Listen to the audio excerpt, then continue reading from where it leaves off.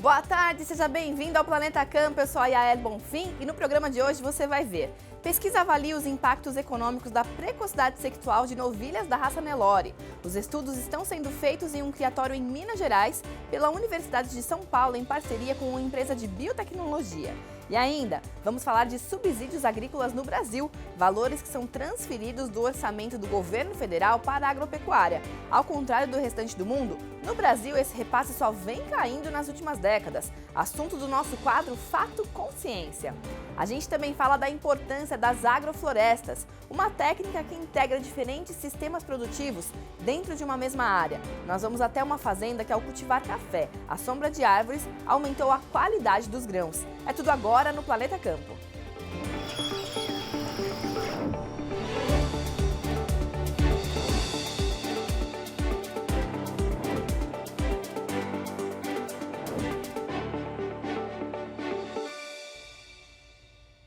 Vamos começar o programa de hoje falando de uma pesquisa da Universidade de São Paulo, desenvolvida em um criatório de Minas Gerais, que avaliou os impactos econômicos da precocidade sexual de novilhas da raça Nelore. Os pesquisadores também avaliaram como fêmeas super precoces contribuem para uma produção mais sustentável de carne. Vamos acompanhar.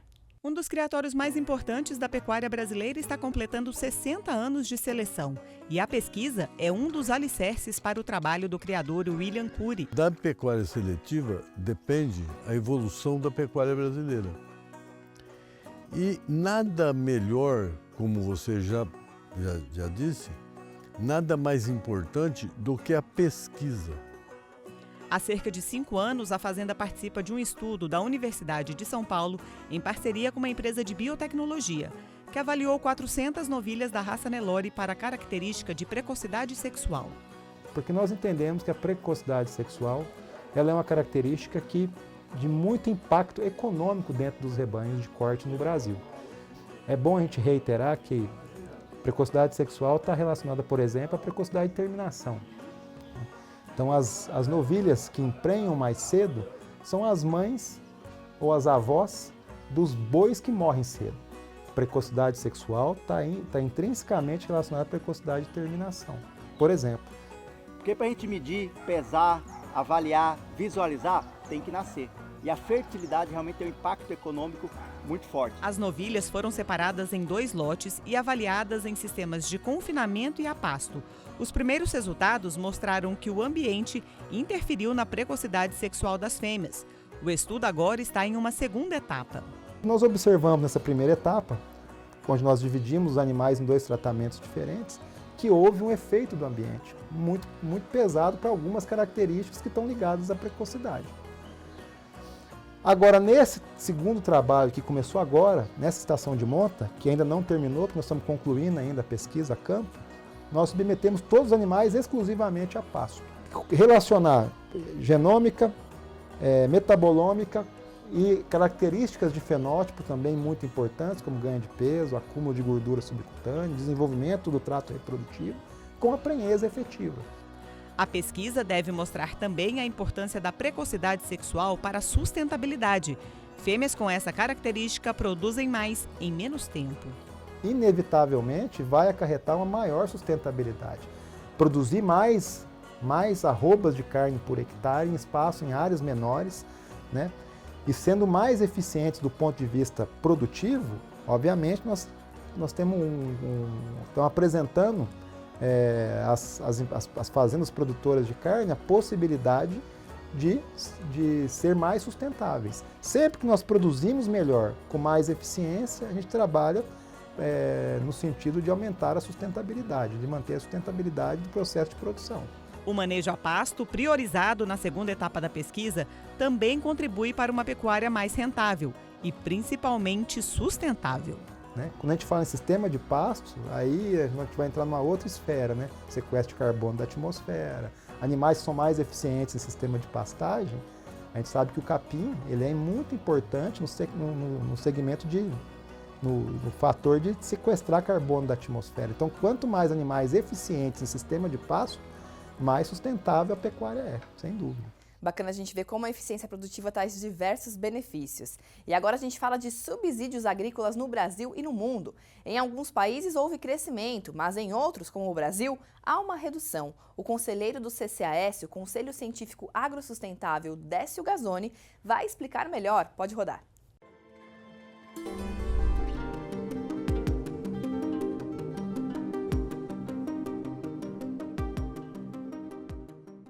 Existem três grandes formas de subsídio ou suporte. O primeiro deles é chamado de estimativa de suporte total. Isso é o valor total anual transferido do orçamento do governo para a agropecuária ou para os consumidores.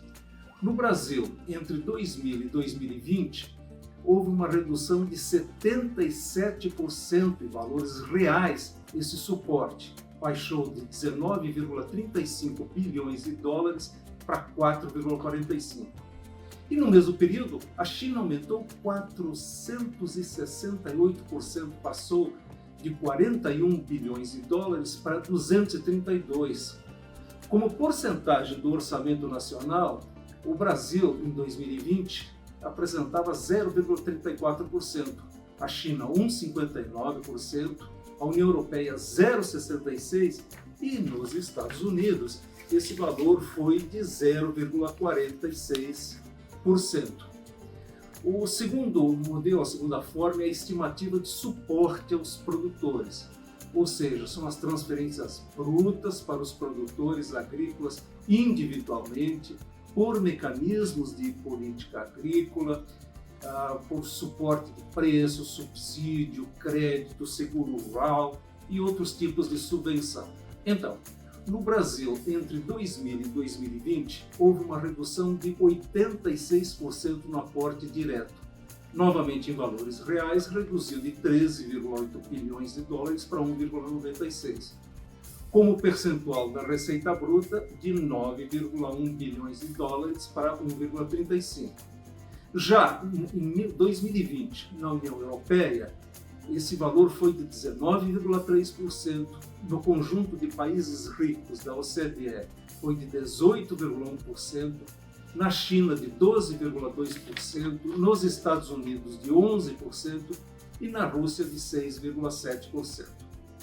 E a terceira forma, o terceiro modelo é a estimativa de suporte aos serviços gerais da agropecuária, são os bens públicos, como o sistema de pesquisa agropecuária, desenvolvimento e inovação, a defesa agropecuária, a infraestrutura agrícola, que no Brasil reduziu entre 2011 para 2020 de 6,75 bilhões de dólares para 1,75 bilhões de dólares.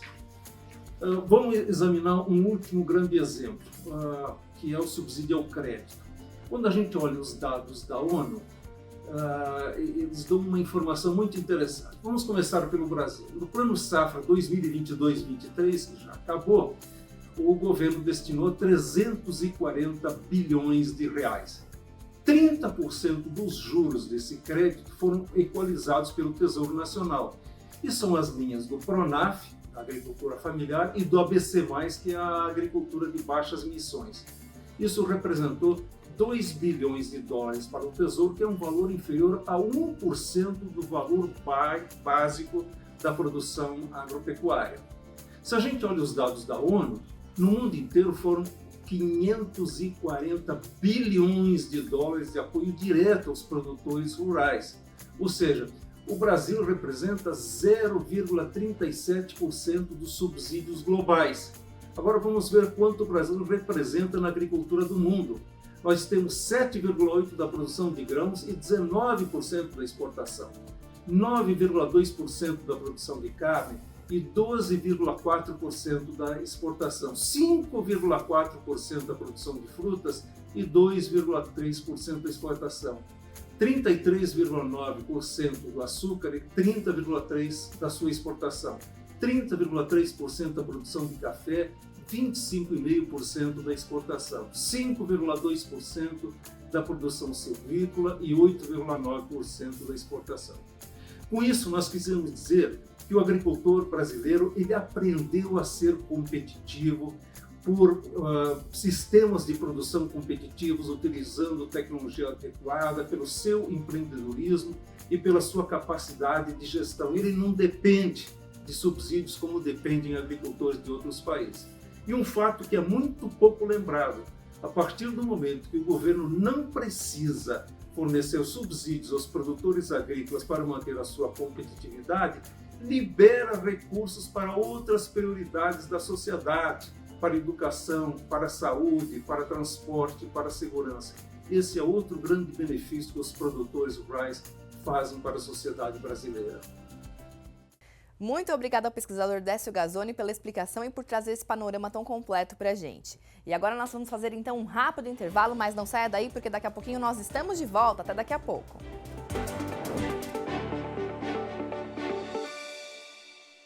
Estamos de volta e hoje no quadro Eu Sou o Planeta nós vamos conhecer a história do Seu Francisco Nunes, produtor de biomassa de eucalipto em Cruzeiro, município paulista da região do Vale do Paraíba. Ele começou a produção das espécies em terras de terceiros. Hoje já restaurou 6 dos 16 hectares da propriedade e faz parte de um programa da região dedicado à proteção das nascentes e matas da Serra da Mantiqueira. Vamos ver.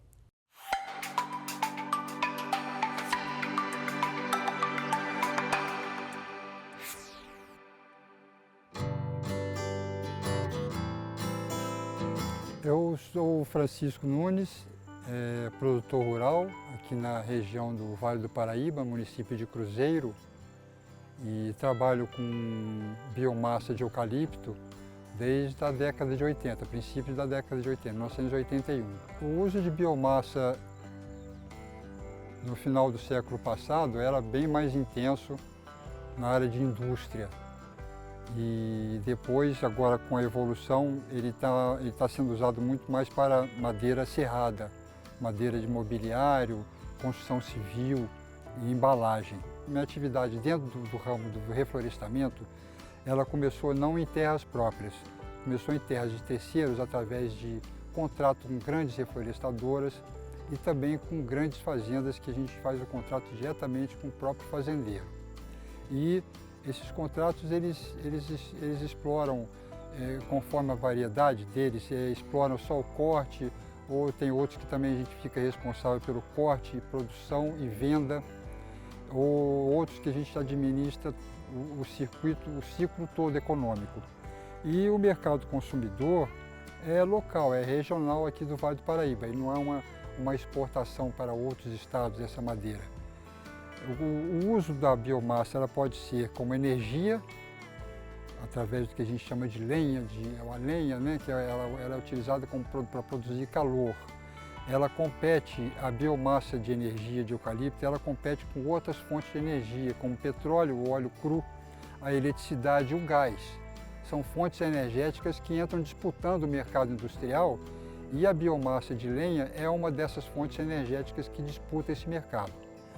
Outro uso bastante intenso do eucalipto é na zona rural para a produção de moirão de cerca, vigas, caibros, régua, madeiramento de curral e a indústria de construção civil, então é grande consumidora de biomassa e esse consumo produzido, a biomassa produzida no Vale do Paraíba praticamente ela é consumida aqui mesmo, no nosso território do Vale do Paraíba mesmo. Que bacana a história do Seu Francisco Nunes, muito obrigada por compartilhar com a gente. E agora a gente fala da importância dos sistemas integrados de produção, as agroflorestas, técnica que integra diferentes sistemas produtivos dentro de uma mesma área. Olha só um exemplo, na Fazenda Retiro Santo Antônio, em São Paulo, o café que é produzido sob a sombra de árvores se destaca pela qualidade. Vamos conferir? Pode rodar. Reduzir o desmatamento e diminuir as emissões de gases de efeito estufa estão entre os principais desafios mundiais para frear o aquecimento global. Ao mesmo tempo, a segurança alimentar da humanidade também é uma preocupação e demanda alta produtividade no campo. Neste cenário, o modelo produtivo vem despertando cada vez mais interesse, as agroflorestas. E não é para menos. A técnica, caracterizada pelo uso de árvores em conjunto com qualquer outro cultivo, promete ajudar os agricultores e pecuaristas a incrementar a produtividade, melhorar a rentabilidade, além de promover a preservação ambiental, oferecendo para a sociedade produtos e serviços sustentáveis. É o caso do café cultivado no quilômetro 209 da SP 346, aos pés da Serra da Mantiqueira, onde fica a fazenda Retiro Santo Antônio.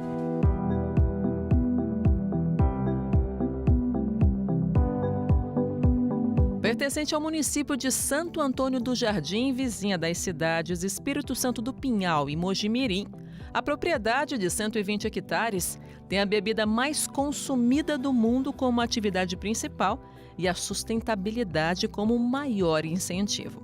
A gente começou a plantar árvores para reflorestar a fazenda 16, 17 anos atrás. Até hoje já plantamos mais de 9 mil mudas de árvores nativas, recuperando as nascentes, as matas ciliares. Dentre tantas práticas sustentáveis, o destaque da fazenda é o plantio de café sombreado, ou seja, cultivado em meio às árvores. Jefferson decidiu investir nesse sistema agroflorestal, ou apenas SAF, como é conhecido no meio rural, a partir da preocupação com as mudanças climáticas. Quando eu comecei a ajudar meu pai com café, eu iniciei procurando estudar mais a parte orgânica da fertilização, cuidar das pragas e doenças com menos produto químico. Só que aí em 2006, 2007 eu vi um trabalho do IAC divulgando que se aqui na nossa região a gente tivesse o aquecimento global, né, aumentasse mais 1,5 grau na média do ano, a região já seria inviável para a produção do café. Eu falei, agora vai se tornar inviável produzir café, vou fazer o quê, né? Então aí que eu fui procurando daí alternativas, né, para minimizar esses impactos, e o próprio IAC mesmo divulgava, né, que uma das alternativas seria o sombreamento do café. E tem toda uma técnica para o café não perder produtividade. Então aqui a gente colocou pés de ingá, pau d'alho, tá? Já tinha umas aroeiras aqui também que combinam bem com o café. Tá? E apesar de não ser nativa, o abacate é uma das que eu achei que funcionou melhor que com o café nesse consórcio aí. Então temos um pé de café centenário aqui na fazenda, no meio de uma lavoura de café. Todo ano, isso aí é incrível, os pés de café mais bonitos da fazenda são abaixo desse abacate. E você arborizar, né, você usar espécies arbóreas numa lavoura de café, também é interessante, porque além da planta ela se adequar àquele ambiente, ela está habituada àquele ambiente, você acaba trazendo também benefícios de proteção da lavoura. Né? Por exemplo, se você está numa região montanhosa, uma região que tem incidência de ventos, né? O vento frio, que é um vento prejudicial à lavoura do café, a árvore ela reduz a incidência de ventos na lavoura. Então você traz mais benefícios, uma proteção contra a geada, né? Então são benefícios que você traz com a presença da árvore naquela lavoura. E aí você acaba tendo reflexo disso na qualidade da bebida, né, de café, que acaba melhorando a sua qualidade, e outros benefícios também. A parte da qualidade dos produtos da gente, a gente procura fazer o mais saboroso possível. Então o nosso café, para você ter ideia, é escolhido até à mão. Tá? O milho que a gente planta para fazer o fubá é um milho não transgênico, escolhido manualmente também, moído no moinho de pedra. Então, cada produto que a gente faz, a gente procura fazer o mais saboroso e mais saudável possível. Qualidade que os sistemas agroflorestais proporcionam para o café e também para a otimização do uso da terra, conciliando a preservação ambiental com a produção de alimentos. Assim, o solo é conservado e o produtor tem uma diversificação de renda. Ao sair da monocultura, né, e trabalhar no sistema integrado, onde você tem duas espécies produzindo, o produtor ele passa a ter opção, né, de mercado para duas espécies, que é uma vantagem para ele. Então ele vai poder explorar aquele outro produto no mercado. E outra vantagem, que é essa vantagem para o solo, porque as árvores, especialmente árvores e lavouras, elas ocupam na profundidade do solo camadas diferentes. As árvores têm uma raiz maior, mais profunda, então ela explora uma região do solo que a sua planta não explora, que tem uma raiz mais superficial. Então a gente chama que isso é uma bomba, porque ela traz os nutrientes da profundidade para a superfície, aí as folhas das árvores caem, acaba tendo uma ciclagem daquele nutriente. Isso vai refletindo nas características do solo, né? Vai melhorando as características do solo. Mas não existe apenas essa fórmula. Os chamados sistemas integrados podem ter outras modalidades, como integração lavoura-pecuária, Integração lavoura-pecuária-floresta, pecuária-floresta e lavoura-floresta. A palavra-chave é a integração, é a gente ter mais de um componente dentro da mesma área, onde a gente tem uma sinergia muito grande entre um componente e outro. Então, é algum componente da lavoura ajudando a pecuária. Por exemplo, a gente usa um fertilizante para o milho, esse fertilizante vai ajudar no crescimento da braquiária, que vai entrar depois. A sombra da árvore vai ser super importante para aumentar a produtividade da produção animal. Então, a gente tem que ter uma combinação entre esses dois fatores, essa sinergia, um componente ajudando o outro a se desenvolver mais. Já deu para perceber que as florestas são essenciais nesses manejos. O primeiro critério para escolher esse componente F é definir qual o papel da árvore no sistema. Existem 3 pilares para auxiliar essa escolha.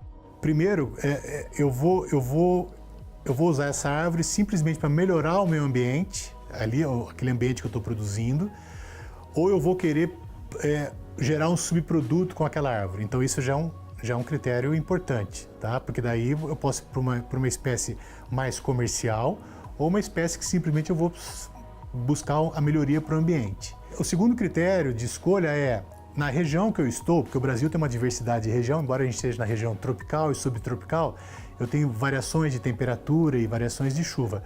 Se a minha região, se a espécie é adaptada para aquela região. Porque às vezes eu posso ter uma espécie de árvore muito boa, mas a minha região tem algum impedimento de clima, por exemplo. A temperatura é muito baixa, a temperatura é muito alta, as árvores também têm essa questão. E o terceiro ponto importante para você decidir, né, essa espécie é a questão de comercialização, tá? Porque assim, eu posso produzir um componente arbóreo, o produto do F, mas eu estou numa região que não vai absorver aquele produto. Então você tem então a questão, o papel da árvore, a escolha, digamos assim, climática, tá? E a questão comercial. Essas 3 coisas têm que andar junto nessa decisão. Apesar da técnica já ser bastante conhecida, a inclusão das árvores nos sistemas produtivos ainda é um desafio para muitos produtores.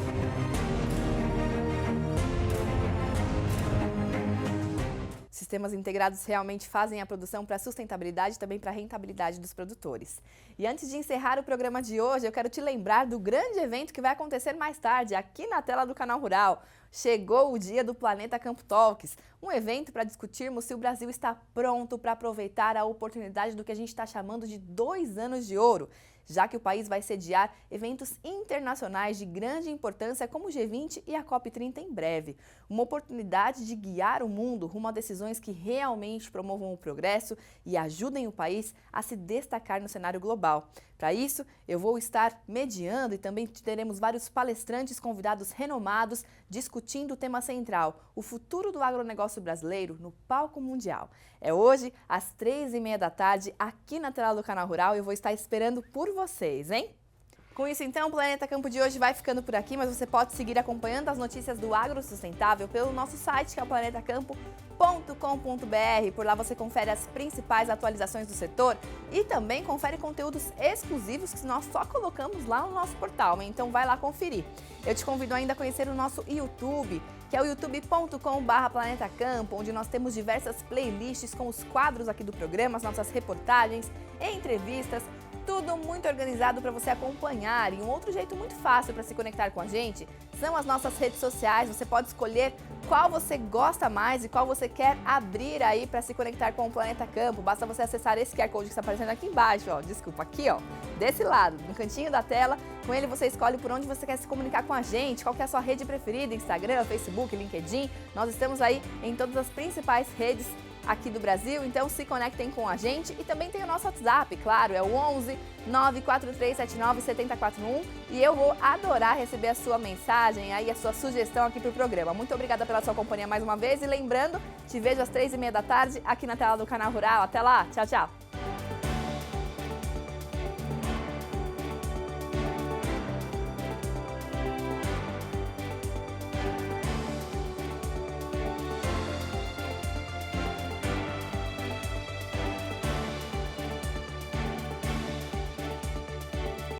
Planeta Campo, patrocínio.